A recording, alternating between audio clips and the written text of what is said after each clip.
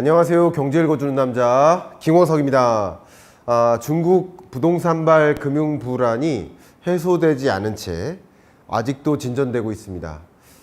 중국 정부가 매우 적극적인 경기 부양책, 부동산 경기 부양책을 동원하고 있음에도 불구하고 그게 소용없는 느낌이 듭니다. 부동산발 금융 불안이 지속되고 있는 상황이라고 볼 수 있겠습니다.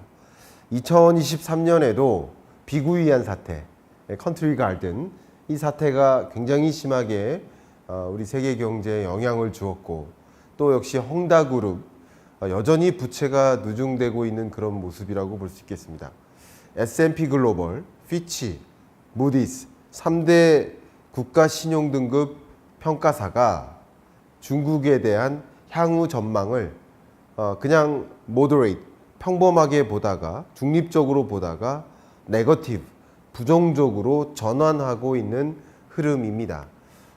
정말 중국 경제가 부동산 경기 부양을 중심으로, 건설 산업을 중심으로 중국 경제의 고성장세를 유지해 왔다면 그 고성장세가 흔들흔들하고 있는 거죠.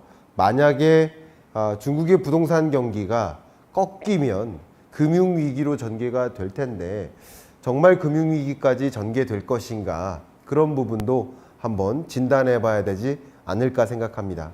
제가 24년 경제전망서에서도 24년 경제, 중국은 고성장을 가져가기가 어렵고 좀 꼬꾸라진다, 저성장화된다, 그렇게 중국 경제가 흔들리게 된다라고 말씀드렸고, 흔들리는 그 배경에는 바로 중국 부동산이 있고, 그 흔들린 그 중국 부동산의 여파가 24년까지 진전될 것이다 라고 말씀드렸는데, 그런 현상이 현재까지 어떻게 전개되고 앞으로는 어떤 영향을 미칠 것인지 한번 정리해보는 시간을 가져보도록 하겠습니다.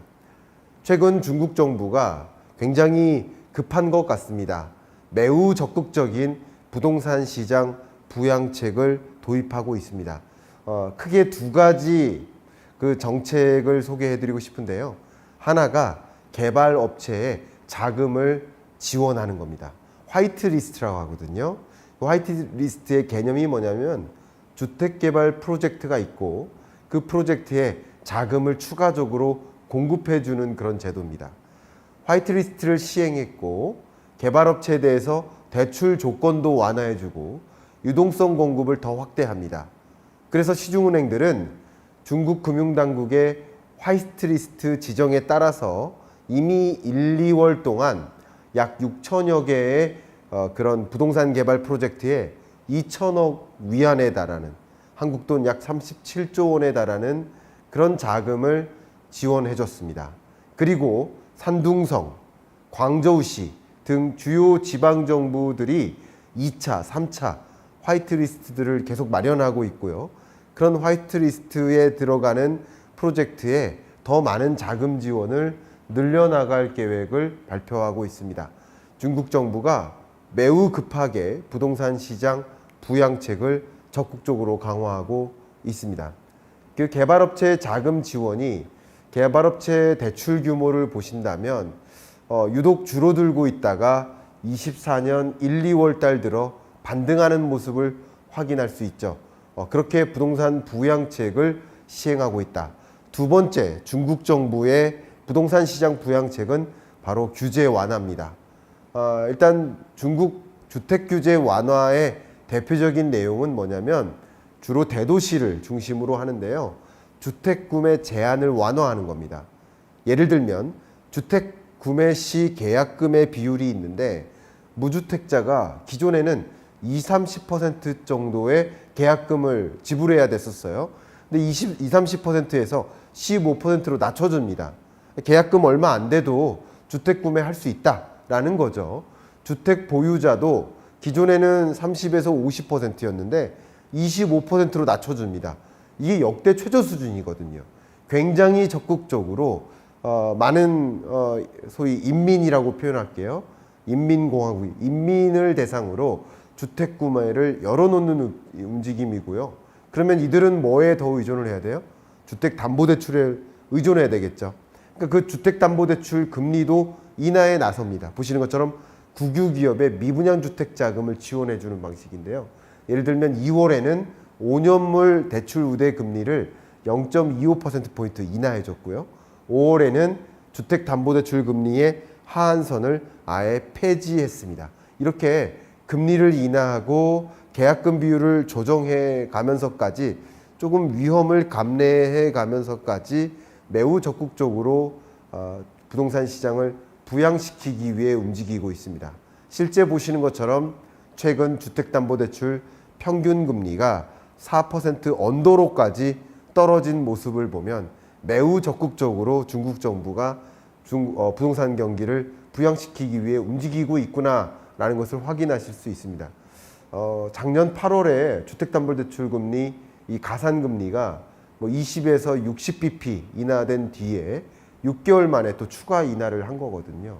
이 주담대 평균 금리가 21년 말에 5.6%였는데 지금 1분기 4% 언더로 떨어져서 3.8%를 기록하고 있습니다. 인민은행은 말이죠. 국유 기업에 임대주택 매입자금 3천억 위안을 대출하겠다고 또 발표했고요. 지방도시들은 주택 구매자에 보조금을 지급해주겠다. 취득세를 감면해주겠다. 이런 적극적인 규제 완화책을 또 도입하고 있습니다. 특히요. 베이징이라든가 상하이와 같은 대도시의 경우에는 주택 구매 자격 요건을 아예 완화해버리고 부동산 사모펀드 시범 사업을 추진해서 해외 금융기관들의 부동산 투자도 더 용이하도록 투자를 유인하고 있는 모습이다. 그만큼 중국 부동산 부양책들을 적극적으로 강화하는 모습이다. 그러면 그런 현상이 최근 중국 주택 가격이나 거래량을 어떻게 움직였을까?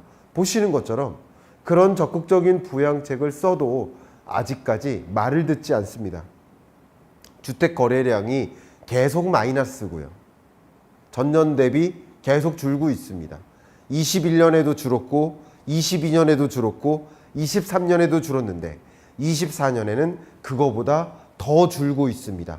계속 마이너스 증가율이에요. 거래량뿐만 아니라 가격 상승률도 계속 마이너스 상승률입니다. 23년에 바닥까지 떨어졌는데 그거보다 더 떨어진 거죠. 그러니까 중국 주택 가격의 부진, 부동산 시장의 부진이 계속 지속되고 있다. 중국의 경기 부양책도 소용없는 상황이다. 이렇게 말씀을 드릴게요. 이 부동산 시장의 부진이 2년 이상 지속되고 있죠. 최근 들어서 일부 개발업체들이 디폴트 상황에 놓이고 홍콩 법원의 청산 심리 등으로 이 건전성에 대한 우려가 굉장히 심각하게 고조되고 있는 상황이죠. 이렇게 부동산 시장 부진이 장기화되고 있는데 중국의 주택 가격과 거래량이 21년 하반기부터 장기간 위축되고 있고요. 경제 심리도 매우 부진해질 수밖에 없겠죠. 특히 말이죠. 24년 4월 기준으로 최근이죠. 중국의 기존 주택 가격 상승률이 0.94% 마이너스죠. 마이너스 거의 1%에 가깝죠. 33개월 연속 마이너스입니다. 거래량도 마이너스 17%입니다. 34개월 연속 마이너스입니다. 물론 23년 1, 2, 3월 이 3개월은 좀 제외하고 말씀드린 거죠. 그러니까 대부분 마이너스예요. 그리고 24년 4월 주택 가격이 21년 7월이 고점이었을 거 아니에요. 그거보다 11.3%나 빠졌습니다. 그만큼 중국의 부동산 시장의 부진이 장기화되고 있는 상황이다. 그 중국의 부동산 시장을 여실히 보여줄 지표가 있는데 부동산 경기 지수입니다.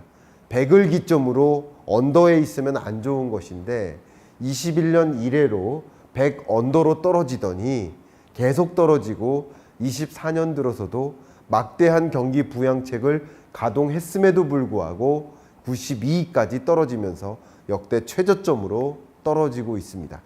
그러면 이런 중국의 부동산 시장의 현상을 보면 부동산 개발업체들의 건전성 어떨 것인가?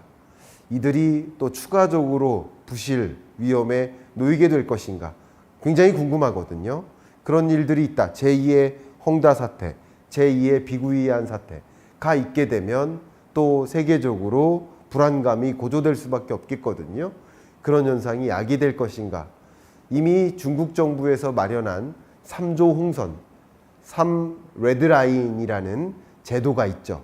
선수금을 제외하고 자산 대비 부채 비율이 70% 이하에서 관리하겠다.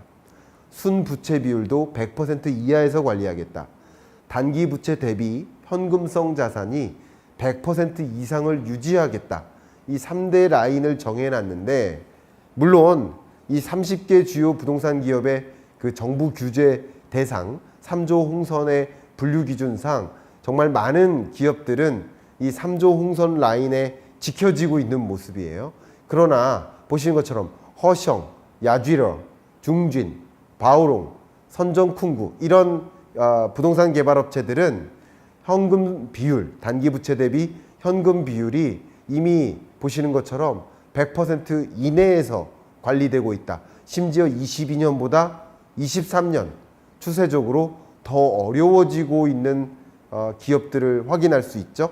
그러니까 이런 기업들이 현금 비율이 굉장히 낮게 유지되고 있을 만큼 우려가 된다. 근데 이 기업은 하나고요. 비구이안 같은 경우는 22년에도 이것을 충족하지 못했는데 23년 데이터가 아예 없습니다.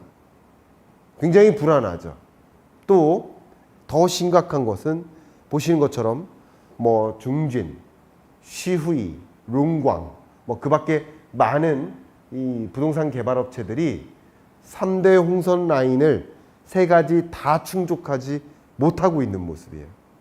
부채 자산 비율로 보면 22년보다 23년 보시는 것처럼 더 올라가고 있는 모습이고요. 중지는 굉장히 심각하죠. 순부채 비율도 보시는 것처럼 앞에 다시 갈까요?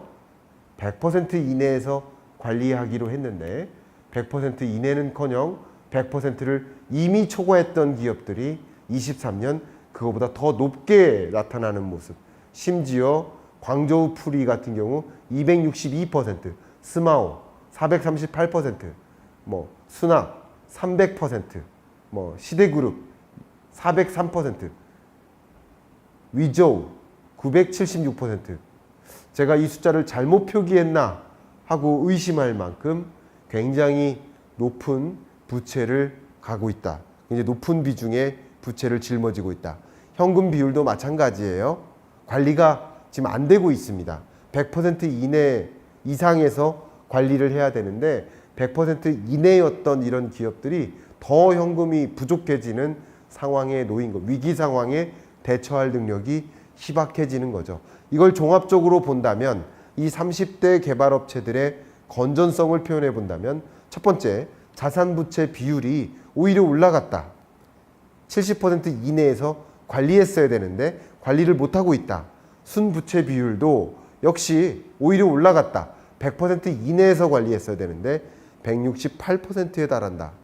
현금 단기 부채 비율도 마찬가지 100% 이상에서 관리를 했어야 되는데 그것을 아예 밑돌고 있다. 98%로 또 떨어졌다. 그러니까 여러 가지 3대 홍선 라인, 3대 홍선을 가지고 3조 홍선이죠. 3조 홍선을 가지고 분석해 봐도 중국 부동산 개발업체들의 건전성이 떨어지고 있다라고 볼 수 있고요. 그 밖에 매출액이나 매출 총이익이나 순이익이나 그 무엇을 보아도 23년 들어 또 최근 들어 더 어려워지고 있다. 23년까지 어려워졌는데 24년 현재 부동산 경기가 23년보다 더 어려워지고 있기 때문에 이런 여러 지표들이 현재 더 어려워진 상황에 놓여 있지 않을까 생각해 볼 수 있어요.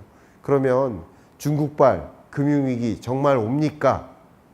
MSCI 중국 지수를 보면 최근 다소 반등은 했지만 정말 많이 떨어졌습니다. 근데 특히 MSCI 중국 지수 중에 부동산 지수만 헤아려 보면 더 강하게 떨어져서 이 MSCI 중국 지수를 떨어뜨린 그 하락을 견인한 주된 역할이 중국의 부동산이었다라는 것은 틀림이 없는 사실인 것 같습니다. 다만 제가 그동안 말씀드렸듯이 중국의 그 부동산 부실 문제는 있어요. 개발업체들의 부실 문제도 여전히 존재해요. 다만 이 개발업체들이 도산했을 때 못 갚는 빚이 있을 것이고, 빚을 못 갚게 되면 그 금융사가 그 부채를, 부실채권을 감당해야 되고, 그러면 금융부실이 금융위기로도 전개될 수 있겠다라고 보는데, 다만 저의 진단은 이 부동산 개발업체들의 도산이 추가적으로 있을 수 있다고 보여지고, 그 도산으로 인해서 금융부실 문제가 또 언론에 많이 등장할 것으로 판단합니다. 다만 그게 중국의 금융위기로 갈 것인가, 이 삼박자죠. 이 세 번째 경로에 대해서는 저는 물음표를 드리고 싶습니다. 왜냐하면 전체 이 개발업체들이 대출에 의존하고 있는 대출 규모가 전체 은행 대출에서 비중이 상당히 낮습니다. 그러니까 은행들은 더군다나 개발업체들에게 적극적으로 대출을 해주지 않으려고 노력하고 있어요. 이게 뭐죠? 그만큼 기여도가 낮다 이거예요. 제가 계속 말씀드리죠. 건설사의 부실이 금융부실로 야기되고, 그 금융부실이 정말 금융위기를 초래할까? 이 세 단계를 들여다봤을 때 여기까지는 돼요. 부동산 개발업체에 부실이 있어요. 금융부실이 있어요. 그러나 금융위기로까지 갈 만큼 이 전체의 부실이 전체 거시경제적으로 기여도가 그렇게 높게 차지하지 않기 때문에 그게 금융위기로 갈 가능성은 아직으로선 낮다, 이렇게 설명을 드리겠습니다. 물론 이 금융부실이 또 어찌어찌 해서 도미노 파산이라든가 도미노 금융부실로 이어져서 대대적인 뱅크런으로 이어진다든가 이런 식으로 영향을 미쳐서 금융위기로 갈 수도 있겠지만, 현재로서는 중국 정부도 이 부분을 적극적으로 예의주시하고 금융위기로 가는 상황만큼은 막기 위해 움직이고 있기 때문에 금융위기로 갈 것이다 라고 전제하기보다는 금융부실 상황이 여전히 유지된 채, 해결되지 못한 채 24년 하반기에도 지속되겠구나라고 전제하시는 것이 좋지 않을까 의견을 드립니다. 금융부실은 이 얼음판을 건너고 있는데, 좀 얼음판이 좀 살얼음판처럼 느껴져요. 조금 단단한 얼음이 조금 녹아내렸어요. 근데 그게 만약 살얼음판을 걷다가 살얼음판이 깨지면 그거는 위기가 오는 거죠. 굳이 말씀드린다면 깨질 만큼의 얼음판은 아니다. 얼음판이 조금 많이 녹아서 부실해진 건 사실이지만 깨져서 사람이 얼음 밑으로 떨어질 만큼은 아니다. 이 정도로 중국의 부동산 경기 혹은 개발업체들의 부실 문제, 금융위기 올 것인가에 대한 여러분들의 많은 질문에 대해서 답변 드리는 방식으로 이번 주 경제 읽어주는 남자 마무리하도록 하겠습니다. 감사합니다. 안녕하세요. 경제 읽어주는 남자 김원석입니다. 반갑습니다. IMF가 연일 중국 경제에 대해서 경고를 하고 있습니다. 중국의 부동산 경기 침체뿐만 아니라 국가 부채 위험에 여전히 놓여 있고, 과도한 부채에 의존해서 중국이 그동안 경기를 좀 부양시켜 왔는데 이제 그 동력이 상실되어 가고 있다라고 판단하고 있습니다. 중국 경제가 이제 고성장이 어렵고 저성장, 고착화될 것이다 라고 판단하고 있는 모습이에요. 그게 또 역시 세계 경제에 영향을 줄 것이다.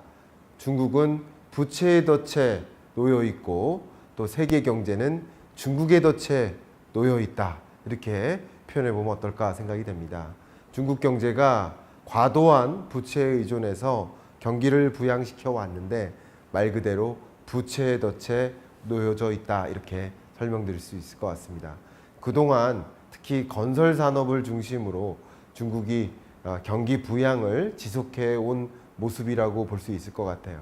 또 한 차례 중국 경기 부양을 위해 또 다른 토목공사, 또 다른 건설공사, 또 다른 건설 이런 것들을 단행해야 되는 상황인데, 이제 과도한 부채 위협에 놓인 상황이기 때문에 추가적으로 건설을, 토목건설을 단행할 수가 없는 입장이라고 볼 수 있겠죠. 기존에 지었던 물건들도, 건물들도 지금 매도가 안 되고 있는데 어떻게 추가 건설을 단행합니까? 그러니까 이것은 결국 중국 경기의 부진을 또 추가적으로 야기하는 요인이 될 수 있겠죠. 이미 IMF는 피스컬 모니터라는 보고서를 통해서 중국 경제가 정말 말 그대로 부채의 위협에 놓여 있다라고 판단하고 있고, 세계 각국이 재정을 적극적으로 투입하는 말 그대로 24년은 선거의 해라고 볼 수 있는데, 그런 것들이 그만큼 부채가 세계적으로 늘어나는 국면에 놓인 것이 아닌가라고 진단하고 있어요.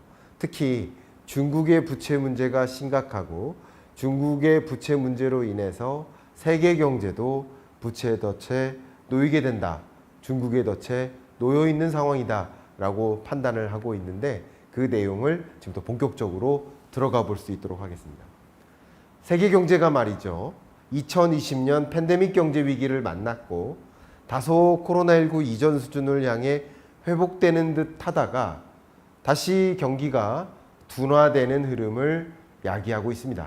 물론 지금 다시 2020년처럼 경제 위기로 돌아오는 것이 아니라 경기 둔화, 완만한 경기 침체, 평년의 세계 경제 성장률 3.56% 수준을 밑도는 경기 침체 국면에 놓여져 있는데, 경제 위기로까지 가지 않도록 또 나름 경기 부양을 지속할 수 있는 그 배경에는 재정 정책이 있다라고 표현해 볼 수 있을 것 같습니다.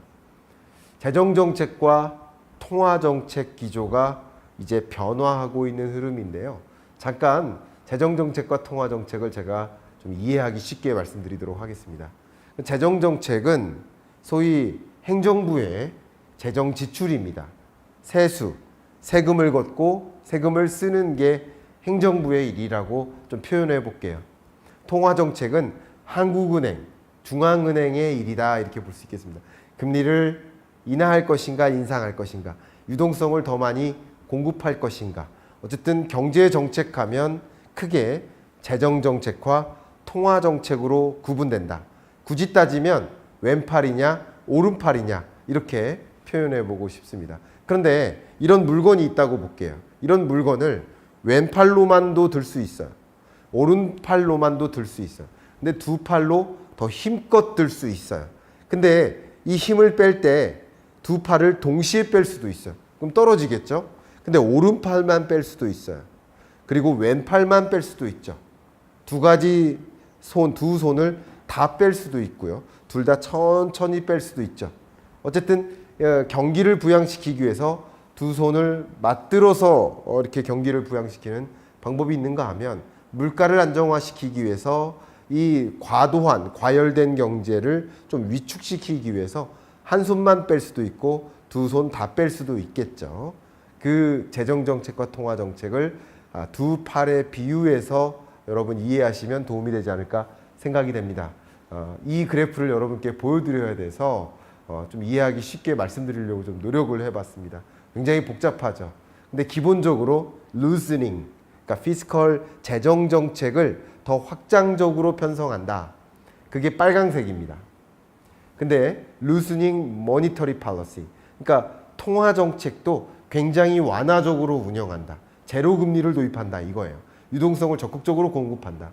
그러니까 2020년은 빨강색, 두 팔 다 맞들어서 경기 부양한 나라들이 많아요.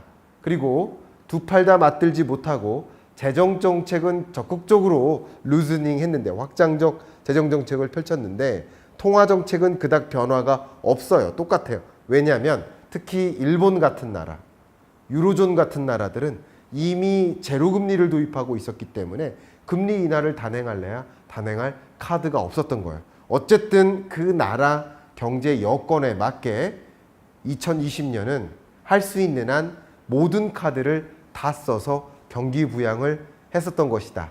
그런데 22년 들어서 고물가를 잡기 위해서 기조가 바뀌죠. 타이트닝 피스컬, 타이트닝 머니터리, 초록색이 많아졌어요. 그죠? 노란색도 있습니다만 이 초록색이 뭐예요? 둘 다 긴축적으로 재정정책을 펼치고 긴축적으로 통화정책을 펼친다. 그러니까 유동성을 적극적으로 공급하기보다는 수축하고 금리를 낮은 금리에서 높은 금리로 인상하는 타이트닝 머니터리 팔러시를 도입하고요.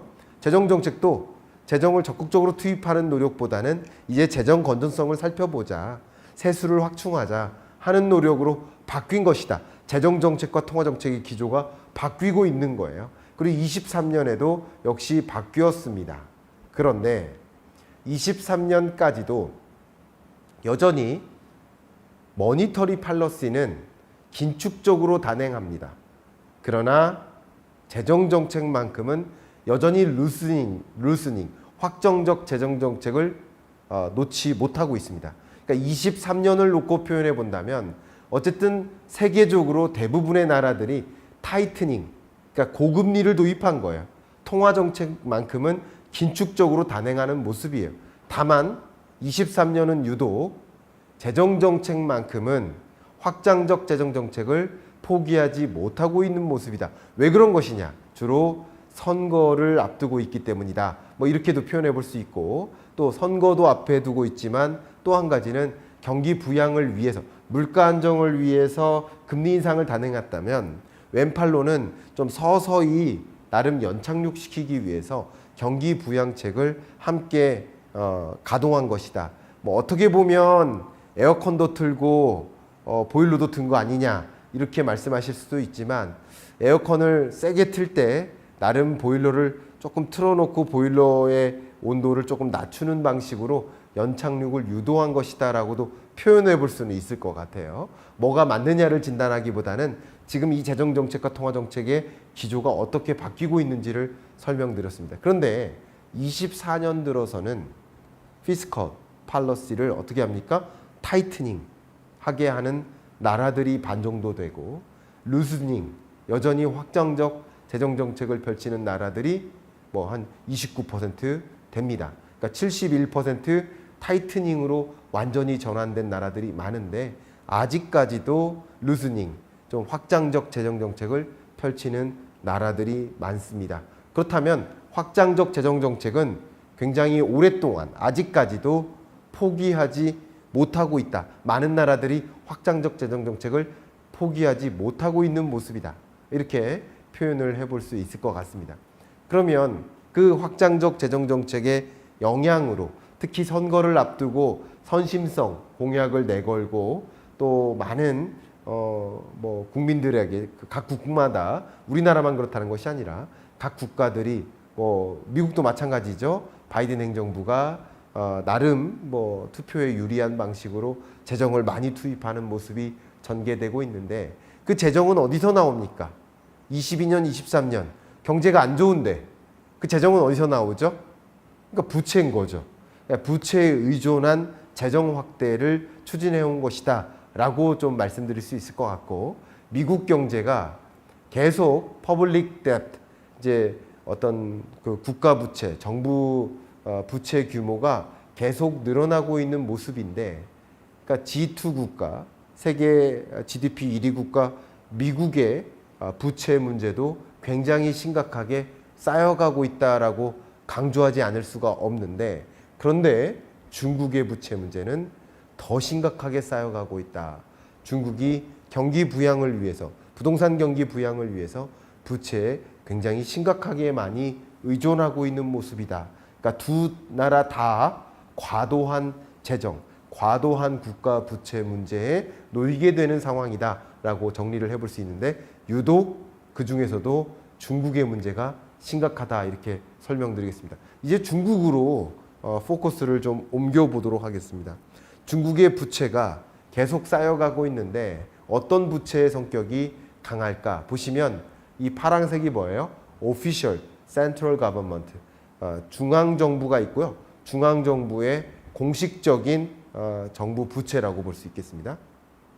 그리고 이 보라색이 있는데 옅은 보라색이 역시 Official Local Government, 지방정부 부채가 있어요. 근데 오피셜이 아닌 그 짙은 보라색이 있습니다.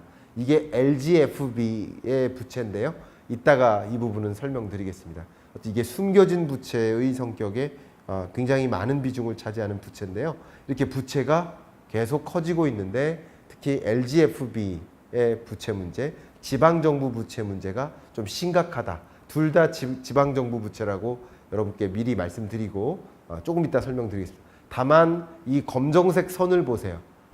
지방정부의 세수 같은 거, 일반적인 버짓 같은 경우는 레비뉴는 계속 뚜렷하게 늘어나지 못하는 국면에 놓여 있다. 이렇게 볼 수 있겠죠. 그러니까 확장적 재정 정책을 그동안 펼치기 위해서 과도한 부채에 의존했다. 근데 향후에도 중국은 부동산 경기 부양을 위해서 뭐 과도한 부채에 추가적으로 의존할 수밖에 없는 경제고, 그게 중국 경제의 성장의 발목을 잡을 것이고 세계 경제의 역시 회복의 발목을 잡게 만드는 요소가 될 것이다 라고 판단해 볼 수 있을 것 같습니다.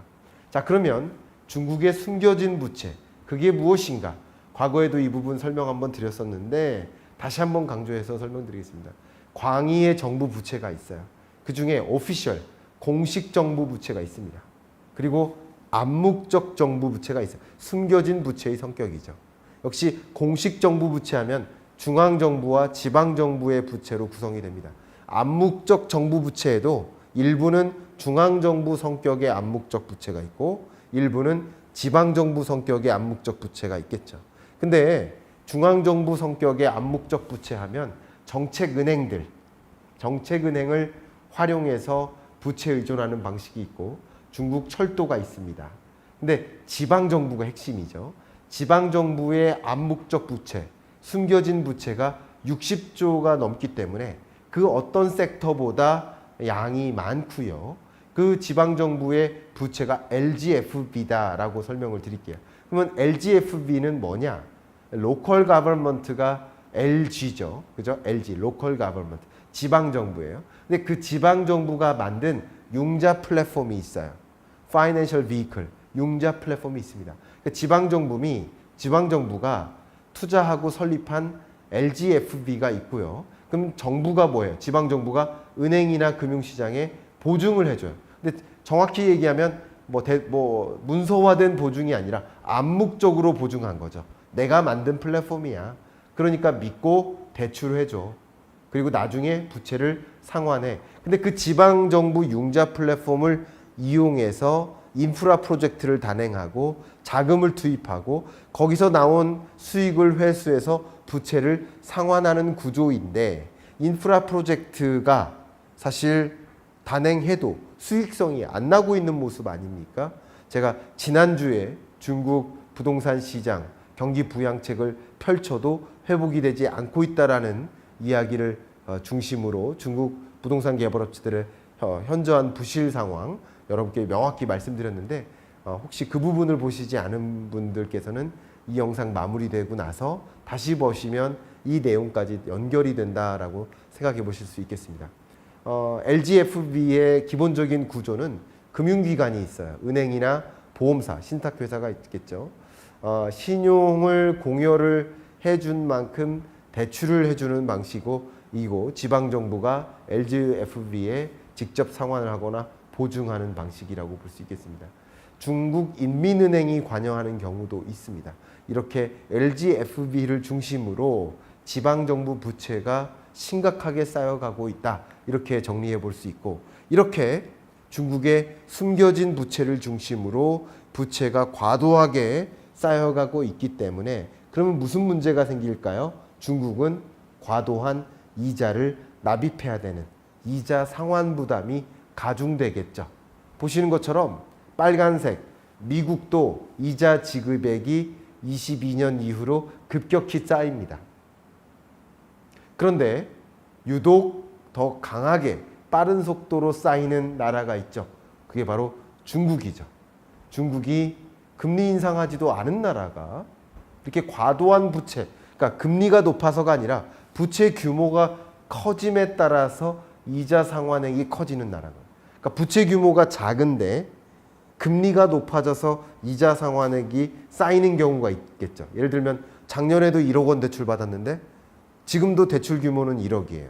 근데 작년보다 올해 금리가 올라가면 같은 대출 규모에도 불구하고 이자 상환액은 올라갈 수 있겠죠. 그런 성격의 이자 상환액이 아니라 중국은 금리가 떨어짐에도 불구하고 정책 금리를 도입했음에도 불구하고 이자 상환액이 쌓이고 있다는 얘기는 그만큼 부채 규모가 과도하게 커지고 있다라는 것을 우리는 그 안에 있는 이야기를 해석하지 않을 수가 없습니다. 그러면 여러분 가게 입장에 생각해 보세요. 소득이 늘지 않아요. 근데 이자 상환액만 쌓여요. 그러면 그 가게는 어떨까요? 소비할 수 있나요? 소비 여력이 축소되죠. 바로 그겁니다. 슬로우 다운 하는 거야. 중국 경제가 고성장을 할 수가 없게 되는 주된 배경이 부채로 그동안 쌓아 올렸기 때문에 부채를 탕감하지 못할 만큼 과도한 부채에 여전히 의존하고 있기 때문에 중국 경제가 고성장세를 회복할 수 없는 저성장 고착화되는 국면으로 중국 경제가 진행될 수밖에 없겠다라고 보는 것이 바로 IMF의 이번 보고서의 뷰라고 볼 수 있겠습니다. 그러면 중국 경제가 저성장 고착화되면 중국의 슬로우 다운은 세계 경제에 어떤 영향을 미칠까요? 역시 선진국 경제에도 0.15%포인트만큼의 GDP 충격을 가져다 줄 것이고 Emerging Market and Low Income Developing Countries 신흥개도국에게도 0.45%포인트만큼의 GDP 충격을 가져다 줄 것이다. 물론 이 조정폭이 반영되니까 앞으로 경제가 어떨 것이다? 좋지 못할 것이다. 앞으로 5년 동안 세계 경제는 저성장화 될 것이다. 과거에 3% 이상의 성장세를 유지했었던 세계 경제의 성장률의 흐름이 이제 앞으로는 그렇게 유지되기 어려울 것이다. 세계 경제가 그러니까 저성장 고착화될 것이다 라고 보고 있고요.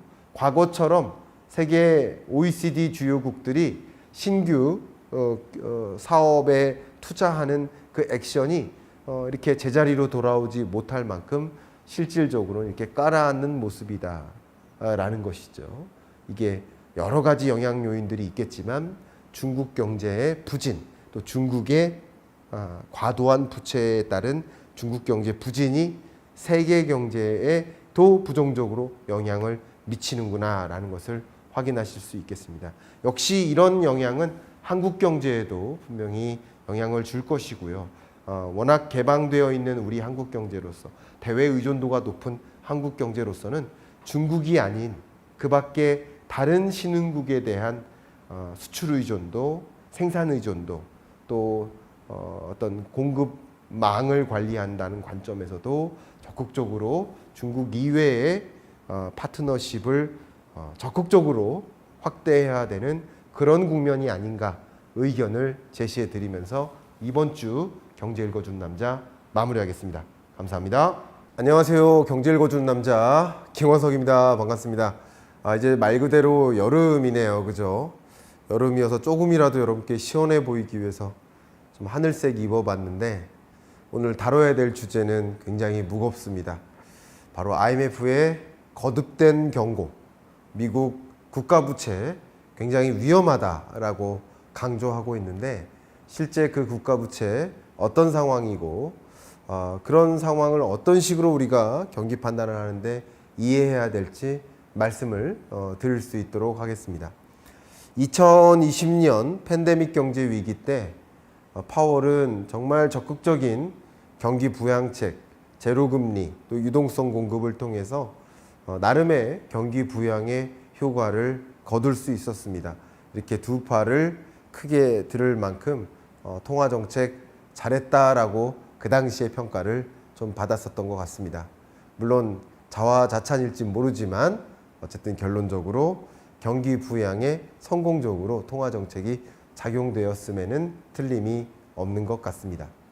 그런데 2022년에 막대한 초인플레이션을 만났고 그 초인플레이션에 대응하기 위해 굉장히 엄중하게 고금리를 선택했습니다. 그 5.5%까지 기준금리를 끌어올리는 동안 또 물가를 안정화시키기 위한 목표를 이행하는 과정이지만 그것에 반대급부로 금융부실이라는 문제를 또 해결해야 되는 또 다른 과제가 쌓이게 된 것이라고 볼 수 있겠죠. 2023년에 실리콘밸리 뱅크를 비롯해서 많은 세계 주요 은행들의 부실 문제가 굉장히 떠들썩하게 세계 경제에 영향을 미쳤었다라고 한다면 그 뱅크 24년까지 지속되고 여지까지도 뉴욕 커뮤니티 뱅크를 비롯한 금융부실에 대한 우려를 여전히 하고 있는 모습이다라고 생각할 수 있겠습니다. 저도 24년 경제전망서를 발간할 때 23년에 찾아왔던 뱅크데믹 현상이 충분히 완전히 해결되지 못한 채 24년으로 건너왔기 때문에 그런 뱅크데믹 현상에 대한 대응책 굉장히 더 고심해야 된다라는 말씀을 드려왔는데, 이번에 IMF에서도 글로벌 파이낸셜 스테빌리티 리포트라는 정규적으로 발표하는 금융안정 보고서를 또 발표했기 때문에 여기서 파이낸셜리 보시는 것처럼 vulnerability, 얼마나 취약한지, 어떤 리스크가 있는지를 좀 강조했었는데요. 역시 IMF 부총재가 최근에 미국 국가부채 줄여야 된다. 미국은 국가부채라는 면에서 좀 심각한 상황에 놓여 있다. 그게 세계 경제를 부정적으로 억누르는 역할을 하니 지금부터는 확장적 재정정책보다는 긴축적 재정정책을 펼치고 부채 규모를 좀 줄이기 위해 노력해야 된다.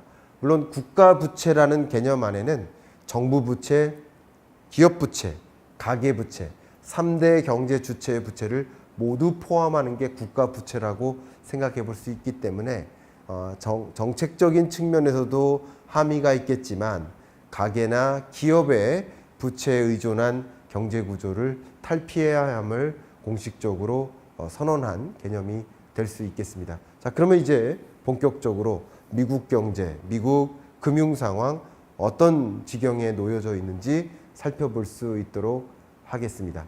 어쨌든 이 고물가에 대응하기 위한 마지막 여정, last mile of disinflation이라고 볼 수 있겠죠. 그 동안에 그 물가를 잡기 위한 금리 인상의 행보 동안에 financial condition 인덱스로 보면 떨어질수록 안 좋은 거죠. 0을 밑돌면 극단적으로 안 좋은 거라고 볼 수 있겠는데, 미국의 금융 안정 상황이 특히 초록색 보세요. 22년부터 극단적으로 안 좋아졌고 세계적으로 가장 안 좋은 상황에 놓여 있습니다.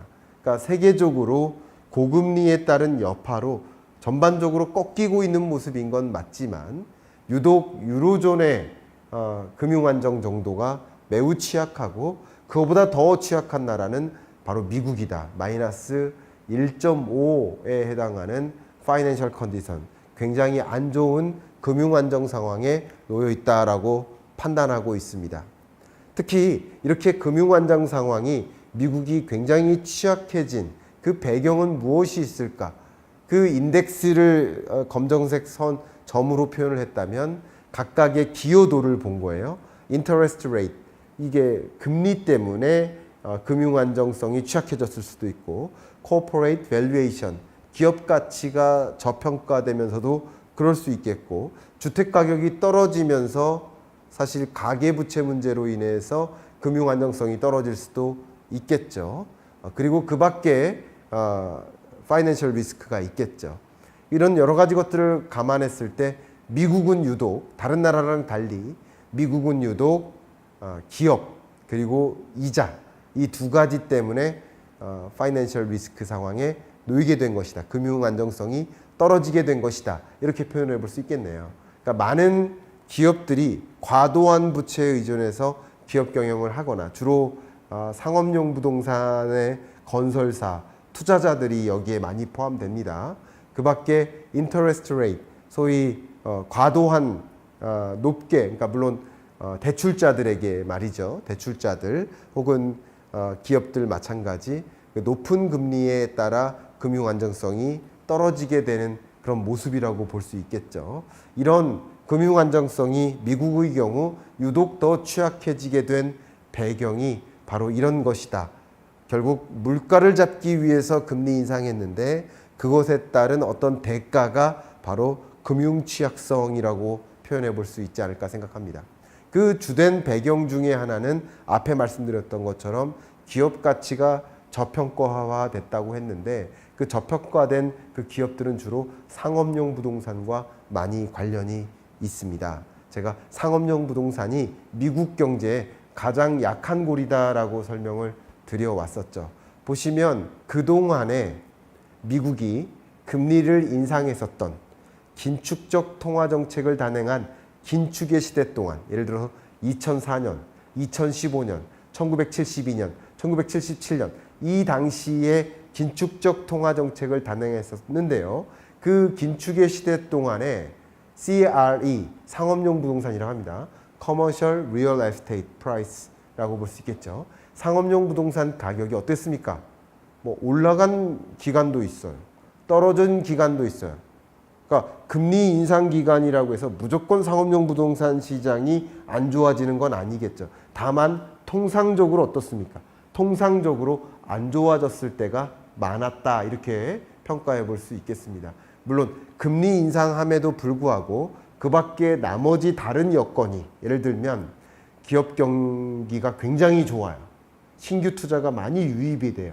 그런 기간에는 상업용 부동산 시장이 더 활기를 가질 수도 있겠죠. 근데 그렇게 금리 인상했음에도 불구하고 경기가 굉장히 강하게 뒷받침돼서 상업용 부동산 경기가 화랑일 수도 있지만, 그 어떤 긴축적 통화 정책을 단행했던 기간과 비교했을 때 22, 23년 동안의 상업용 부동산 가격이 떨어졌었던, 강하게 떨어졌었던 그런 적은 없었다라는 것을 이 그래프에서 제시를 해주고 있습니다. 상업용 부동산 가격이 강하게 떨어졌다라는 것이고, 강하게 떨어진 여러 나라들, 글로벌리도 떨어졌어요. 우리나라도 상업용 부동산 시장이 굉장히 취약한 고리죠. 상업용 부동산 시장을 중심으로 부동산 PF 부실 문제가 야기되어 있는 상황이니까 매우 유사합니다. 유럽도 그렇고요. 아시아권도 마찬가지입니다. 근데 유독 많이 떨어진 게 미국이고요. 미국의 상업용 부동산 중에서도 리테일이 있고 오피스가 있고 또 상업용 부동산 외에 레지덴셜이 있습니다. 또 인더스트리얼이 있겠어요. 이런 네 가지 부문별로 구분을 해봤을 때 유독 오피스 부문의 상업용 부동산 시장이 강하게 조정되었었다라고 평가할 수 있겠네요. 근데 이렇게 상업용 부동산은 왜 흔들리는 걸까요? 아니, 미국 경제 굉장히 견실하다고 하지 않았습니까? 미국 경제 굉장히 강하게 움직인다고 하지 않았습니까? 근데 상업용 부동산은 왜 흔들리는 겁니까? 이런 질문 많이 합니다. 자, 이 부분에 대해서 조금 더 설명을 드려볼게요. 제가 운동을 굉장히 좋아해요. 그러면 운동량이 많으니까 예를 들어서 더 많은 무게를 들어 올릴 수 있어요. 그리고 100m 뛰기를 할 때 더 짧은 시간 안에 100m를 주파할 수 있어요. 예를 들어서 그게 뭐예요? 운동 능력이에요. 이 운동 능력은 굳이 따지면 경기에 해당됩니다. 경제가 건전하게 성장하고 있는가? 폭발적으로 성장하고 있는가? 경제 성장세가 더디게 되고 있는가? 경기에 해당됩니다. 운동 능력은. 근데 운동 능력과 상관없이 제가 만약에 안 좋은 어떤 질병이 발생했어요. 그러면 아무리 운동 능력이 좋아져도 한 방에 갈 수 있는 거 아니에요? 이렇게 표현해도 될까요? 한 방에 갈 수 있는 거예요. 이해가시죠? 그러니까 운동 능력과 질병은 별개의 문제다. 운동 능력이 약한 사람이 질병이 없어서 건강하게 오래 살 수도 있는 것이고, 운동 능력이 높은 사람이 질병에 걸려서 단명할 수도 있는 것이죠. 그렇기 때문에 그 두 가지를 투 트랙으로 분리해서 보면 좋겠다. 그런데 이 운동 능력과 혹은 이 질병에 둘 다 영향을 주는 어떤 변수가 있을 텐데, 그 변수가 예를 들면 뭐 영양분 섭취라고 볼게요. 만약에 뭐 식단 관리라든가 영양분 섭취라고 볼게요. 그게 뭐와 비슷한 겁니까? 금리와 비슷한 거예요. 설명을 드린다면, 신체 비유를 한다면, 너무나 높은 금리를 적용했던 것은 그 거시경제의 성장성에 부정적 영향을 주는 영양을 골고루 먹지 못한 것이고요. 또 높은 금리를 도입했던 것은 어쩌면 질병을 야기할 좀 안 좋은 생활 습관에 또 해당되는 일이라고도 볼 수 있겠죠. 이렇게 두 가지를 구분해 놓고 봐야 됩니다. 근데 상업용 부동산이 왜 이렇게 흔들리는 것일까? 흔들리는 이유는 여러 가지가 있겠습니다만, 이렇게 흔들리는 상업용 부동산 시장의 그 배경을 설명드리려면 또 1시간 갈 텐데, 짧게 한마디로 말씀드리면 공실이 심화돼서 그래요. 보시는 것처럼 유러피언, 그리고 영국, 캐나다 이런 주요국들은 오히려 공실률이 어떻습니까? 조정되거나 떨어지기도 하지 않습니까? 근데 유독 미국 노란색 보세요. 공실률이 늘어나고 있죠. 이 공실률이 늘어나는 만큼 그만큼 많은 투자자들이 상업용 부동산에 투자하고자 하겠습니까? 그러니까 상대적으로 그 상업용 부동산 시장에 쏠리는 리퀴디티, 유동성이 줄어드는 효과를 만들 수 있겠죠. 그래서 22년 말 기준 유동성이 노란색이었다면 최근 기준으로는 초록색으로 바뀐 겁니다. 세계 주요 도시들이 대부분 유동성이 줄어드는 흐름이에요. 이게 뭡니까? 고금리를 단행하고 상업용 부동산 시장의 열기가 위축되고 경기가 부진하다 보니까 신사업을 단행하기도 어렵고 또 많은 부분 이제 백투 오피스를 안 하는 거예요. 그러니까 홈 이코노미가 구성됐다가 그 홈 이코노미에 여전히 남아있는 형태도 많아요. 재택근무를 여전히 활용하는 그런 국가나 기업들이 많아요. 그런 것들이 상업용 부동산에 공실을 가져오는 것이고 그만큼 유동성이 빠지는 흐름이고 그렇기 때문에 상업용 부동산이 흔들리는 것이다. 이렇게 볼게요. 그런 것처럼 세계적으로 상업용 부동산 가격이 어떻습니까? 떨어지고 있습니다. 올 초록색이 다 떨어지고 있습니다. 특히 그 모든 상업용 부동산 중에서도 오피스가 가장 심각하다고 제가 말씀드렸는데 오피스 빨간색이 더 강하게 떨어지는 모습이고 그 강하게 떨어지는 권역 중에서도 유독 노스 아메리카, 미국, 캐나다가 심각하게 빠진 모습을 확인할 수 있습니다. 특히 미국, 캐나다 중에서도 미국을 겨냥해서 상업용 부동산이 흔들리고 있다 이렇게 설명을 드리겠습니다. 그럼 상업용 부동산 불안 어떤 상황입니까? 2019년과 24년을 좀 비교해 볼게요. 코로나19 이전 상황과 이후를 비교하는 겁니다. 근데 기본적으로 이자 상환 부담은 커지고 또 그만큼 더 많은 부채 의존해서 타인 자본에 의존해서 상업용 부동산 시장에 의존하게 됐고요. 이게 과도한 부채를 만들 수 있겠고요. 정부 부채도 문제고 가계 부채도 문제겠지만 기업 부채 문제가 특히 심각한 것이고 특히 상업용 부동산발 부채 문제가 가장 심각한 미국의 과도한 국가 부채라고 판단해 볼 수 있지 않을까 생각이 되고요. 그런 면에서 규모 면에서 여러 가지 면에서 금융이 불안해지는 상업용 부동산 시장이 불안해졌기 때문에 그게 결국 상업용 부동산에 많이 노출되어 있는 금융사들의 금융 부실을 야기하는 것이다. 실제 프라이빗 크레딧 얼마나 커지고 있습니까? 부채가 얼마나 커지고 있습니까? 주로 노스 아메리카, 미국을 중심으로 북미를 중심으로 부채 문제가 심각하게 쌓이고 있다는 것을 여러분 확인할 수 있고요. 그것이 결국 CRE debt, 그러니까 GDP 대비 상업용 부동산 부채가 얼마나 차지하나를 보여주는 이 파란색 바가 한국도 심각하고 미국도 심각하고요. 일본이나 호주 같은 나라들도 다 심각한 상황입니다. CRE Property Value 같은 경우는 또 역시 한국이나 미국 같은 경우 한번 보십시오. 전반적으로 상업용 부동산의 부실 문제가 야기됐고 그 부실은 빚에 의존해서 건물을 지었는데 쉽게 말하면 그 빚을 갚지 못하는 상황에 놓이게 되고 또 빚을 갚지 못하게 되는 상황은 왜 놓였느냐? 바로 공실이다. 매수세가 이어지지 않아서다 라고 설명드릴 수 있겠죠. 그 상업용 부동산 불안은 결국 금융부실로 연결될 것이라고 볼 수 있겠는데 어떤 은행들이 불안해질까요? 바로 상업용 부동산 시장에 대출을 많이 해준 CRE exposure, 노출이 높은 그런 은행들의 대출 규모가 중요한 것 아니겠습니까?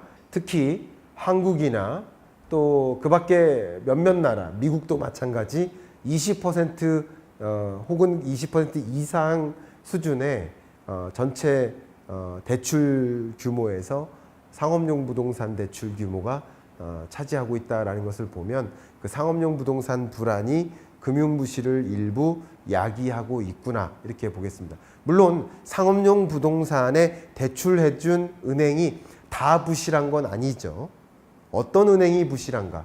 주로 지역 중소은행들이 미국의 경우 불안하고요. 미국의 은행이 10,000개가량 되는데 그 중에서 지역 중소은행들이 지역 중소상업용 부동산에 투자했던 자금을 대출해줬던 그런 은행들이 흔들리고 있으니 이런 지역 중소은행들이 부실한 상황이라고 볼 수 있겠습니다. 보시는 것처럼 라지뱅크, 대형 은행들이 더 상업용 부동산에 노출되기보다는 지역 중소은행들을 중심으로 상업용 부동산 시장에 많이 노출되어 있음을 확인할 수 있고요. 그 상업용 부동산 시장에 유독 많이 노출되어 있는 더 많은 대출을 해준 그런 은행들이 오즈크, VLY, NYCB 이런 은행들이라고 볼 수 있고요. 저도 최근에 미국에 다녀와서 오즈크나 NYCB 방문하고 이렇게 했는데 굉장히 안 좋습니다. 그러면 이렇게 안 좋은 지역 중소은행들이 금융위기를 가져올 것인가? 제가 지금 말씀드린 것처럼 미국의 상업용 부동산 문제 있고요. 그게 금융부실을 야기하고 있고요. 불안하죠. 근데 그 금융부실이 금융위기로까지 전개될 것인가? 이 부분에 대한 연관성은 저는 물음표를 제기하고 싶다. 그거는 한국도 중국도 마찬가지다. 이미 제가 여러 차례 다른 영상을 통해서 말씀을 드렸듯이 마찬가지다. 이렇게 말씀드릴게요. 보시는 것처럼 more than 250 billion dollars 이렇게 써 있는 이게 대형 은행들이고요. 중형은행, 소형은행이라고 구분해 볼게요. 물론 보시는 것처럼 CRE에 더 익스포저 되어 있는 그런 은행들은 보시는 것처럼 소형 은행들임에 틀림이 없습니다. 그러나 그 소형 은행이 미국 금융 시스템에 기여하는 정도로 보면 매우도 희박하기 때문에 결국 소형 은행들의 부실 상황은 있을 수 있고요. 앞에 말씀드렸던 NYCB나 오즈크 같은 주요 미국 금융사들이 부실 상황에 놓여 있을 수 있고요. 그들이 도산할 수도 있습니다. 다만 이런 도산으로 인해서 미국 일부 중소은행들의 부실로 인해서 실제 미국 금융위기로까지 갈 만큼 미국 금융 시스템에 미치는 그 기여도는 매우 현저히 낮기 때문에 그게 미국 금융위기 오는가에 대한 질문에 대해서는 가능성이 좀 떨어진다라고 의견을 드리겠습니다. 물론 이런 금융 부실이 대형 은행으로까지 전개되거나 뱅크런 현상이 지배적으로 나타나거나 해서 그 위험에 대해서 과도하게 경제 주체들이 인식하게 되면서 그게 금융위기로 전개될 수도 있겠지만 현재로서는 금융위기 올 만큼 이런 상업용 부동산에 과잉 노출되어 있는 지역 중소은행들의 부실이 그만큼 미국 금융 시스템을 흔들 만큼의 기여도는 아닌 것으로 판단을 내려드리고 싶습니다. 과도한 불안도 안 되고 또 과도한 안도도 안 됩니다. 적절한 긴장감과 적절한 그 경제의 객관적인 이해가 필요하지 않을까 생각이 되고 그것이 우리의 투자나 경영이나 여러 가지 학습도 마찬가지 다양한 의사결정에 뒤틀림이 없게 흔들림이 없게 만들어줄 수 있지 않을까 생각하는 의미에서 IMF가 유독 미국의 과도한 부채에 대해서 지적을 하고 있는데 부채를 경감하는 흐름으로 미국 정부가 움직이지 않을까도 생각이 되겠지만 그것이 지금 우리가 과도하게 불안을 가질 만큼 금융 위기로까지 오는 것은 아니다. 그 언론을 가지고 언론에 담겨 있는 IMF 총재의 발언이나 기자회견 중에 나타난 그런 여러 의견들을 또 과도한 불안으로 인식하지 않으셨으면 하는 마음으로 이번 주 경제 읽어주는 남자 마무리하겠습니다. 감사합니다.